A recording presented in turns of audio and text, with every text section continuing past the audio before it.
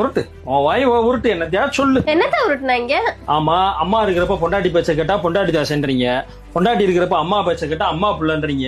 இவங்க 2 பேர் பேச்சும் கேட்க வேணா, நம்மளா யோசிச்சு ஏதாச்சும் முடிவு எடுப்போம்னா சுயநலவாதி. யாரை பத்தியாச்சும் ஏதாச்சும் யோசிக்கிறானான்னு பாரு அப்படின்றீங்க. உங்க பிரச்சனையே வேணாம்னு வேலை வெட்டியை பார்க்க போறான், வேலையை கட்டிக்கிட்டே அழு, உனக்கெல்லாம் இதுக்கு கல்யாண காட்சின்றீங்க. சரி, நம்ம வீட்டுல வந்து உட்காந்துட்டு பொண்டாட்டியை வேலைக்கு அனுப்புனா இங்க ஒரு பொண்டாட்டியை வேலைக்கு அனுப்பி அந்த காசுக்கு என் கையால் ஆகாதுன்றீங்க.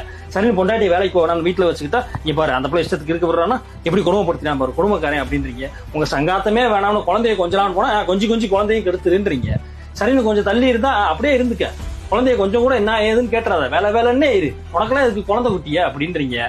சரி, ஏதாச்சும் வாங்கி கொடுக்கலாம் அப்படின்னு வீட்டுக்கு ஏதாச்சும் வாங்கிட்டு வந்தா கையில காசு இருக்குன்னு எப்படி கரியா செலவு பண்றான்னு பாருன்றீங்க. சரி, எதுவுமே வாங்காம இருந்தா கஞ்சப்பைய ஏதாச்சும் வீட்டுக்கு வாங்கி தரானான்னு பாருன்றீங்க. இந்த உலகத்துல ஆம்பளையா பிறந்துட்டு நாங்க படுற பாடு இருக்கீங்க. ஏய் அதை கூட விடு, ஆனா கடைசியில ஒண்ணு சொல்லுவீங்க பாருங்க, உங்களுக்கு என்னப்பா ஆம்பளைங்க ஜாலியா இருக்கீங்க, நாங்க பொம்பளை